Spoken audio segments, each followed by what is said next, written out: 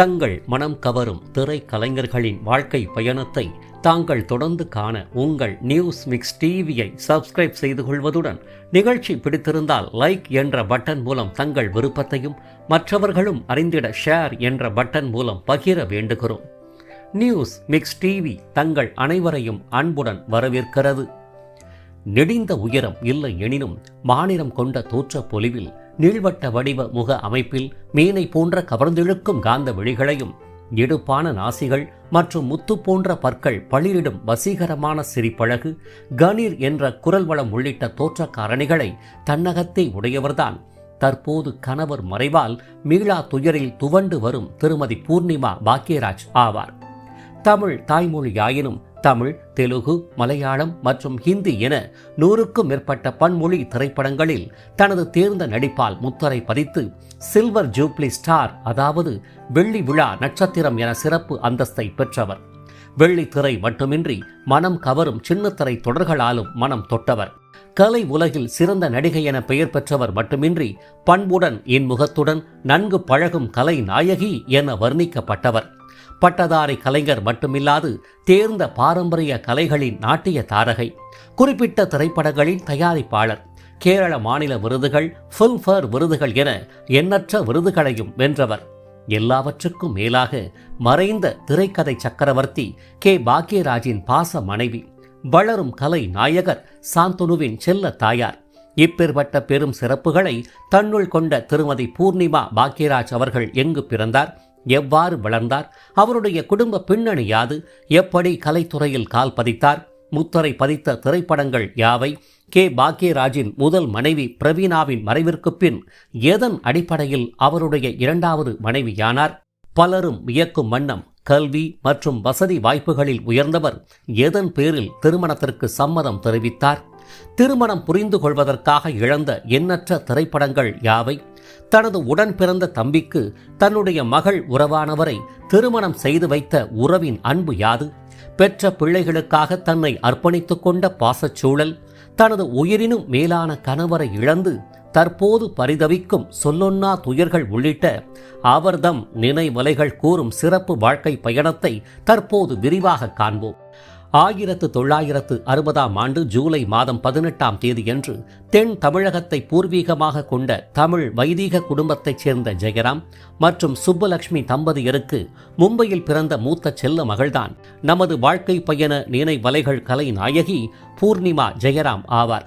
இவருடன் ஸ்ரீராம் என்ற பாசத்தம்பி ஒருவரும் உடன் பிறந்தவரும் கூட. இவ்வாறு கல்வியும் உயர் பொறுப்புகளும் மிக்க குடும்பத்தில் பிறந்தவரான பூர்ணிமாவின் தாத்தாவானவர் மும்பையில் புகழ்பெற்ற ஷண்முகானந்தா சபாவின் பெரும் பொறுப்பு மிக்க பதவிகளை வகித்தவரும் ஆவார். இப்பேற்பட்ட அழகிய சிறிய குடும்பத்தின் இல்லற தலைவியான பூர்ணிமாவின் தாயார் சுப்புலட்சுமி அவர்கள் முறைப்படி பாரம்பரிய நாட்டிய கலைகளை நன்கு கற்று தேர்ந்தவரும் ஆவார். கலை உலகில் பெரிதளவில் ஜொலிக்க வேண்டும் என ஆசைப்பட்டவர் திருமண வாழ்வு மற்றும் குடும்பச் சூழல் காரணமாக அக்கனவுகளை மூட்டை கட்டி வைத்துவிட்டு சிறந்த குடும்ப தலைவியாக தான் பெற்ற 2 பிள்ளைகளுக்காக தன்னை அர்ப்பணித்துக் கொண்டு அவர்களின் உயர்வுக்காக பாடுபட்டவரும் ஆவார்.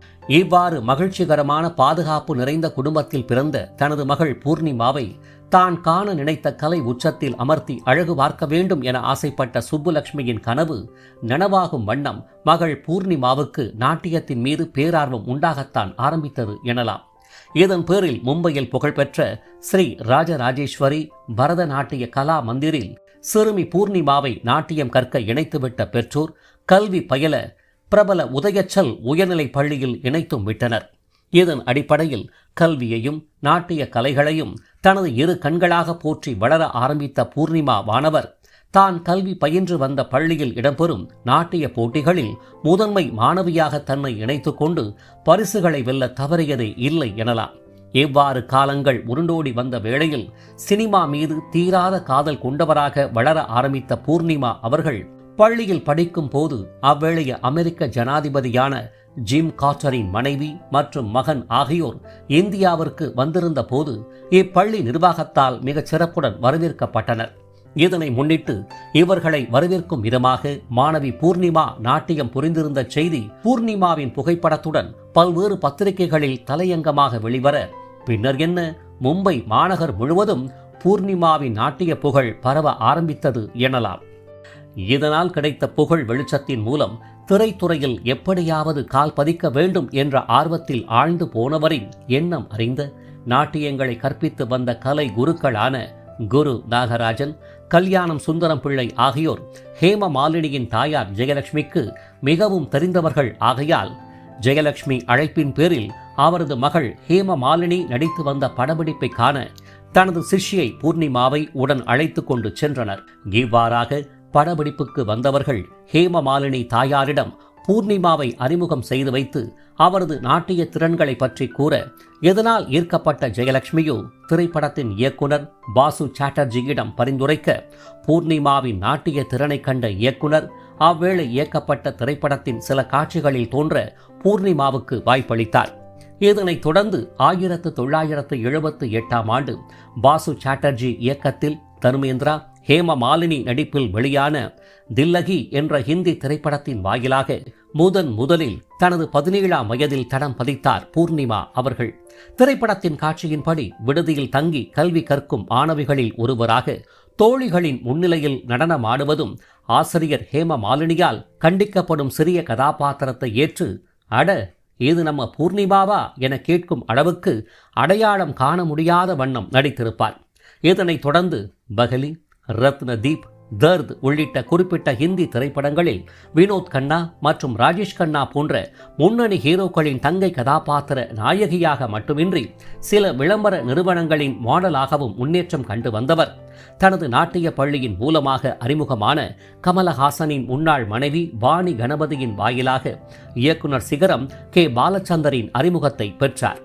இவ்வேளையில்தான் கமலஹாசன் நாயகராக நாட்டியம் சம்பந்தப்பட்ட கதையம்சம் கொண்ட திரைப்படத்தை இயக்க கதையின் நாயகியை கே பாலச்சந்தர் தேடி வந்த போது நாட்டியத்தில் நிபுணத்துவம் பெற்றவரான பூர்ணிமாவை சென்னைக்கு வரக்கூறி நேர்முக தேர்வில் பூர்ணிமா வெற்றி பெற பின்னர் என்ன 6 மாதங்கள் ஒப்பந்தம் போடப்பட்டு படப்பிடிப்புக்கான வேலைகள் ஆரம்பமான சூழலில்தான் கமலஹாசனுக்கு கால் முறிவு உள்ளிட்ட பிரச்சனைகள் ஏற்பட, இதனால் திரைப்படத்தின் தயாரிப்பு தள்ளிக்கொண்டு செல்ல ஒப்பந்தமும் வளரத்தான் செய்தது. இந்நிலையில்தான் மலையாள திரைப்பட வாய்ப்பு ஒன்று தேடி வர, இதனை முன்னிட்டு பாலச்சந்தரிடம் பூர்ணிமா முறையிட சூழல் நிலை கருதி பாலச்சந்தர் ஒப்பந்தத்தை ரத்து செய்தார். இந்த இடத்தில் ஒன்றை கூற மறந்துவிட்டோம்.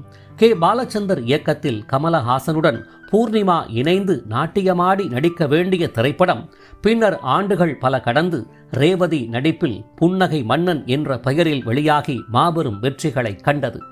இதனையடுத்து மேற்கூறிய மலையாள திரை உலகின் வரவேற்பால் தமிழ், ஹிந்தி மற்றும் ஆங்கில மொழிகள் மட்டும் அறிந்தவரான பூர்ணிமா அவர்கள் துளியும் மலையாளம் அறியாதவராக இருந்த நிலையில் மிகவும் கடினமாக மலையாளத்தில் வசன மொழிகள் பேசி 1980 ஃபாசில் இயக்கத்தில் ஷங்கர், மோகன்லால் நடிப்பில் வெளியான மஞ்சில் விரிஞ்ச பூக்கள் என்ற காதல் மற்றும் த்ரில்லர் திரைப்படத்தின் வாயிலாக பிரபா என்ற கதாபாத்திரத்தை ஏற்று மலையாள ரசிகர்களின் மனம் நிறைந்திருப்பார். மாபெரும் வெற்றி பெற்ற இத்திரைப்படத்தில் நடித்ததற்காக சிறந்த நடிகைக்கான கேரள மாநில அரசின் விருதை தான் அறிமுகமான முதல் திரைப்படத்திலேயே வென்ற பெருமை பூர்ணிமா அவர்களையே சேரும். மலையாள மொழியே தெரியாது தனது தேர்ந்த நடிப்பின் மூலமாக சமாளித்து அம்மாநில அரசின் விருதையும் முதல் திரைப்படத்தில் வென்றது சாதனையே. இதன் பின்னர் சொல்லவா வேண்டும், ஒரு தமிழ் மங்கையை நோக்கி மலையாள திரைப்பட வாய்ப்புகள் அணிவகுத்துதான் நின்றன எனலாம். இதையடுத்து மம்முட்டி மோகன்லாலுடன் அகிம்சா, மீண்டும் ஷங்கருடன் ஊதி கட்சிய பொண்ணு உள்ளிட்ட மலையாள ஹிட் திரைப்படங்களில் நடித்து வந்த பூர்ணிமாவை தன் பக்கம் அரவணைத்துக் கொண்டது தமிழ் திரை உலகம். இதன் அடிப்படையில் 1981 மதிமொழி சண்முகம் இயக்கத்தில் வெளியான நெஞ்சில் ஒரு முள் என்ற திரைப்படத்தில் பிரதாப் போத்தனின் இணையாக மாதவி மற்றும் ராதா எனும் இரட்டை கதாபாத்திரங்களை ஏற்று தமிழ் திரை உலகில் முதலில் கால் பதித்தார் பூர்ணிமா அவர்கள். இத்திரைப்படம் எதிர்பார்த்த வெற்றியை அடையவில்லை. அறிமுகமான முதல் தமிழ் திரைப்படமே தோல்வி என்ற சென்டிமெண்ட்டை கடந்து இரண்டாவதாக வெளியான திரைப்படம் பூர்ணிமாவின் வாழ்வில் பெரும் திருப்பு முனையை ஏற்படுத்தியது எனலாம். இதன் பேரில் சுனிதா சினியார்ட்ஸ் தயாரிப்பில் துரை இயக்கத்தில் மோகன் நடிப்பில் வெளியான கிழிஞ்சல்கள் என்ற திரைப்படத்தின் மூலம் கதையின் நாயகி ஜூலி என்ற கதாபாத்திரத்தை ஏற்று ரசிகர்களை கலங்க வைத்திருப்பார் பூர்ணிமா. காதலை மதம் பிரித்தாலும் மரணம் ஒன்று சேர்க்கும் என்ற ரீதியில் எடுக்கப்பட்டு அவ்வேளைய காதலர்களால் போற்றப்பட்ட இத்திரைப்படமானது சுமார் 175 நாட்கள் திரையரங்குகளில் ஓடி வெள்ளி விழா கண்டது. டி. ராஜேந்தர் பன்முக இசை வடிவில் S. Janaki, doctor Kalyan T. Subramaniam பின்னணியில் ஒலித்த விழிகள் மேடையாம் இமைகள் திரைகளாம் என ஆரம்பித்து ஜூலி ஐ லவ் யூ என முடியும் பாடல் அவ்வேளையில் மிகவும் பிரபலமாகும். மேற்கூறிய கிழிஞ்சல்கள் திரைப்படத்தின் பெரும் வெற்றியை தொடர்ந்து வெற்றி ஜோடிகளாக ரசிகர்களால் வரவேற்கப்பட்ட மோகன் பூர்ணிமாவை இணைத்து மதர்லாண்ட் பிக்சர்ஸ் தயாரிப்பில் ஆர். சுந்தரராஜன் இயக்கத்தில் வெளியான பயணங்கள் முடிவதில்லை என்ற திரைப்படம் சில்வர் ஜூப்ளி வெற்றி கண்டது. இவ்வாறு சில்வர் ஜூப்ளி ஹீரோ ஹீரோயின் என்ற சென்டிமெண்ட் சிறப்பை கொண்டவர்களாக மாறிப்போன மோகனும் பூர்ணிமாவை வைத்து படம் எடுத்தால் உறுதியாக வெற்றி என திரை உலகால் சிறப்பித்து பேசப்பட்டனர். இவர்கள் இருவருக்குமே ஃபில்ம்ஃபேர் விருதுகள் இத்திரைப்படத்தின் வாயிலாக கிடைத்தது கூடுதல் சிறப்பாகும். இளையராஜா இசையில் முத்துலிங்கம், வைரமுத்து, கங்கை அமரன் பாடல் வரிகளில் வெளியான அத்துணை பாடல்களும் அவ்வேளைய பட்டி தொட்டி எங்கும் வெளியாகி பட்டையை கிளப்பியது என்றே கூற வேண்டும். குறிப்பாக எஸ். பி. பாலசுப்பிரமணியம் பின்னணியில் ஒலித்த இளைய நிலா பொழிகிறது, தோகை இளமையில் ஆடி வருகிறது, எஸ்.பி.பி. எஸ். ஜானகி பின்னணியில் ஒலித்த சாலையோரம் சோலை ஒன்று, மணி ஓசை கேட்டு எழுந்து உள்ளிட்ட பாடல்களை இன்று வரை மறக்க முடியாதுதான். இதனையடுத்து சிவாஜி கணேசனுடன் பரீட்சைக்கு நேரமாச்சு, சீனத்து பட்டுமேனி இளம் சிட்டுமேனி என்ற பாடல் இடம்பெற்ற தாய் மூகாம்பிகை என நடித்து வந்தவரின் திரை வாழ்வில் இல்லற வாழ்வும் சேர்ந்து பயணிக்க திருப்பு முனையை ஏற்படுத்திய திரைப்படம்தான் டார்லிங் டார்லிங் டார்லிங் ஆகும். 1981 பிரவீனாவை காதல் மனம் புரிந்து திரை உலகில் மாபெரும் வளர்ச்சிகளை கண்டு வந்த பாக்யராஜ் அவர்கள் தனது கதையமைப்பு, நடிப்பு மற்றும் இயக்கத்தில் வெளியாக உள்ள ஒரு திரைப்படத்திற்கு புதுமுக கதாநாயகியை தேடி வந்த நிலையில் மனைவி பிரவீனாவால் சுட்டிக்காட்டப்பட்டவர்தான் பூர்ணிமா ஜெயராம் ஆவார். இக்கதையை காணும் முன்பாக பாக்யராஜ், பூர்ணிமா ஜெயராம் ஏற்கனவே சந்தித்த நிகழ்வுகளை தற்போது காண்போம். மலையாளத்தில் தான் அறிமுகமான மஞ்சில் விரிஞ்ச பூக்கள் திரைப்படத்தில் ஒளிப்பதிவாளராக பணியாற்றிய அசோக்குமார் மூலமாகத்தான் பாக்யராஜ் என்ற பெயரை முதலில் கேட்டார் பூர்ணிமா அவர்கள்.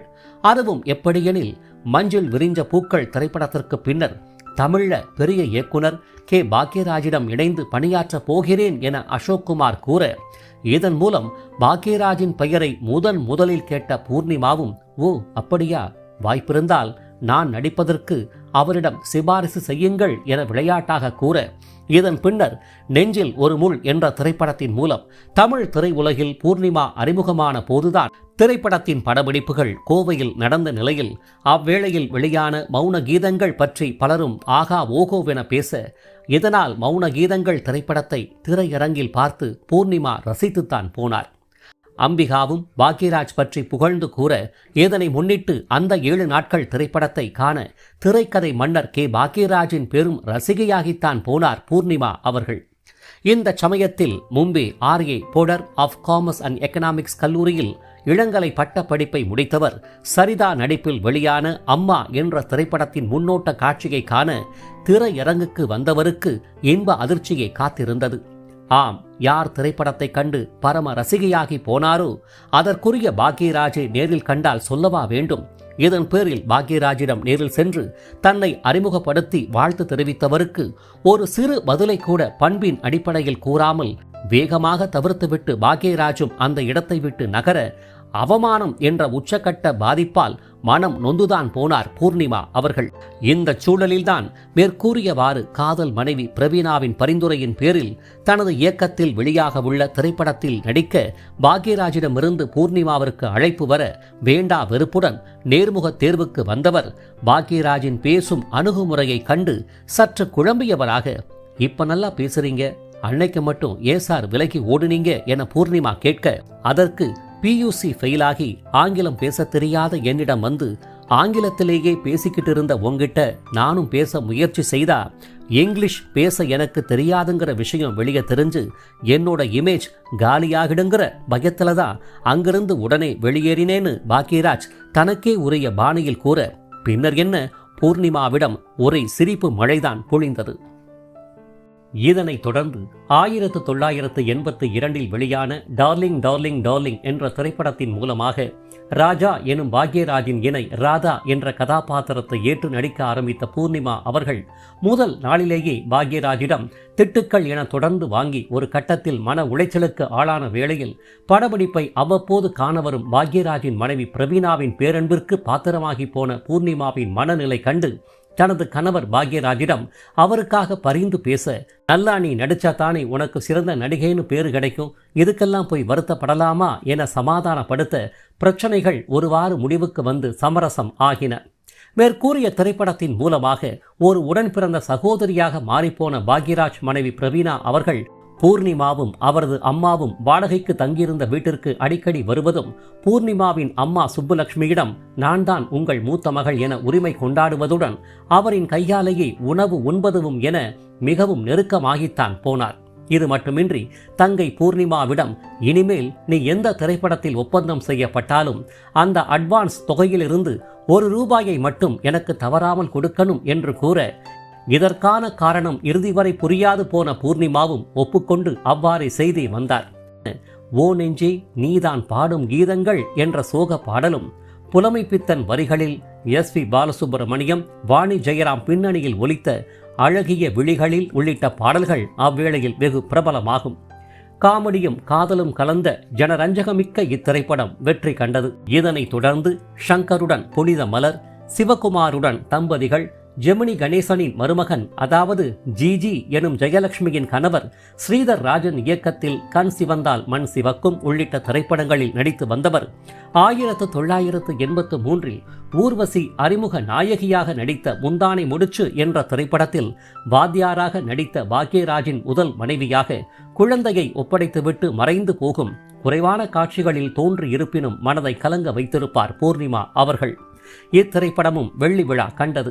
இதன் பின்னர் பிரேமுடன் என் ஆசை உன்னோடுதான், மோகனுடன் அந்த சில நாட்கள் என நடித்து வந்தவர் ரஜினிகாந்துடன் இணைந்து தங்கமகன் என்ற திரைப்படத்தில் சித்ரா என்ற கதாபாத்திரத்தை ஏற்று நடிப்பால் முத்திரை பதித்ததுடன் இளையராஜா இசையில் வெளியான பாபா பக்கம்பா, பூமாலை ஒரு பாவையானது மற்றும் ராத்திரியில் பூத்திருக்கும் தாமரைதான் பெண்ணோ உள்ளிட்ட பாடல்களில் நடனம் நளினம் என ரசிகர்களின் மனதில் நிறைந்துதான் போயிருப்பார். இதனைத் தொடர்ந்து மோகனுடன் இணைந்து பூர்ணிமா நடித்த விதி என்ற திரைப்படத்தில் இயக்குனர் எனும் சிறப்பு விருந்தினர் கதாபாத்திரத்தை ஏற்று நடித்த பாக்யராஜ் அவர்கள் பஞ்சாயத்தில் ஊர் பெரியவர்களை மனைவிகளிடம் மாட்டிவிடும் பத்தினி காமெடி அல்டிமேட் ரகமாகும். ஷங்கர் கணேஷ் இசையில் வெளியான தேவதாசும் நானும் ஒரு ஜாதி தான் அடி, LOVE லவ் தான் உள்ளிட்ட பாடல்கள் மட்டுமின்றி திரைப்படத்தின் ஒலிச்சித்திரமும் அவ்வேளைய இலங்கை வானொலி மற்றும் கேசட்டுகள் வாயிலாக இல்லங்கள் தோறும் ஒலித்த மாபெரும் நினைவுக்குரியதாகும். இவ்வாறு தமிழ் சினிமாவின் முன்னணி நாயகியாக வளர்ந்து வந்த பூர்ணிமா அவர்கள் இதன் பின்னர் ஏனோ தெரியவில்லை, ஹீரோயினாக அல்லாமல் பாலு மகேந்திரா இயக்கத்தில் வெளியான நீங்கள் கேட்டவை என்ற திரைப்படத்தில் தியாகராஜன் மற்றும் பானுச்சந்தரின் தாயார் கதாபாத்திரத்தை ஏற்று அபலை பெண்ணாக மறைந்து போகும் காட்சியில் மனம் வலிக்க வைத்திருப்பார். இத்திரைப்படத்தில் இளையராஜா வைரமுத்து பாடலிசை கூட்டணியில் ஜானகியின் தாய்மை குரலில் ஒலித்த பிள்ளை நிலா இரண்டும் வெள்ளை நிலா என்ற பாடலில் உள்ளம் நிறைந்திருப்பார். இந்த தாய்மை பாடலை போலவே இளையராஜா ஜானகி இசை கூட்டணியில் மலையாளத்தில் பூர்ணிமா நடித்த ஓலங்கள் என்ற திரைப்படத்தில் வசீகரித்த தும்பி வா தும்ப குடத்தின் என்ற பாடலும், ராத்திரி திரைப்படத்தில் இடம்பெற்ற கிளியே கிளியே மணி மணிமேக தோப்பில் உள்ளிட்ட பாடல்களை மொழி கடந்தும் இசை ஆர்வலர்கள் ரசித்தனர் என்பதை மறுக்க இயலாது. இவ்வாறாக பூர்ணிமா ஜெயராமின் கலை பயணமானது சென்று கொண்டிருக்க கருக்குழாய் பாதையில் குழந்தை உருவாகி அது பெரும் ஆபத்து என்ற நிலையில் அதனை அப்புறப்படுத்தி அதற்குரிய சிகிச்சையை பாக்யராஜ் அவர்களின் மனைவி பிரவீணா மேற்கொண்டு வந்த நிலையில் மருந்து மாத்திரைகளின் வீரியம் காரணமாக மஞ்சள் காமாலையால் பாதிக்கப்பட்டு 1983 செப்டம்பர் மாதம் 5ஆம் தேதியன்று வாழ வேண்டிய 25 எனும் இளம் வயதில் காதல் மனைவி பிரவீணா மறைந்துவிட, இதன் பின்னர் உற்றார் உறவினர்களின் கட்டாயத்தால் அடுத்த திருமணம் என்ற நிலைக்கு பாக்யராஜ் அவர்கள் தள்ளப்பட, மேலும் திரை உலகில் அதீத உயர்வு, செல்வ வளங்கள், வசதி என ஜொலித்து நின்ற பாக்யராஜின் வாழ்வு மனைவி இழப்பினால் வேறு எந்த வடிவினாலும் திசை மாறி கெட்டுவிடக்கூடாது என்ற அடிப்படையில் மக்கள் திலகம் எம்ஜிஆர், ஆந்திர முதல்வர் என்.டி. ராமாராவ் உள்ளிட்டோர் அழுத்தம் தர ஒரு முடிவுக்கு வர முடியாதவராய் தவித்து வந்த பாக்யராஜ் ஆனவர் திரைப்படம் சம்பந்தப்பட்ட நிகழ்வுக்காக மும்பை மாநகர் வந்து சேர்ந்தார். இவ்வேளையில் மலையாள திரைப்பட படப்பிடிப்புக்காக பாரிஸ் நகருக்கு புறப்படவிருந்த பூர்ணிமா அவர்களோ பாக்யராஜ் மும்பை வந்திருப்பதை அறிந்து அவரது துயர் நிலை கண்டு மரியாதை நிமித்தமாக தனது வீட்டிற்கு அழைக்க பூர்ணிமாவின் வீட்டிற்கு வந்த பாக்யராஜோ பூர்ணிமாவின் கனிவான ஆறுதல், அவரது பெற்றோரின் பேரன்பு கொண்ட உபசரிப்பு காரணமாக அகமகிழ்ந்து போனவர் எப்படியும் உறவினர்களின் அழுத்தத்தால் முன்பெண் அறியாத ஒரு பெண்ணை திருமணம் செய்து கொள்ள வேண்டிய நிலைக்கு தள்ளப்பட்டு விட்டோம்.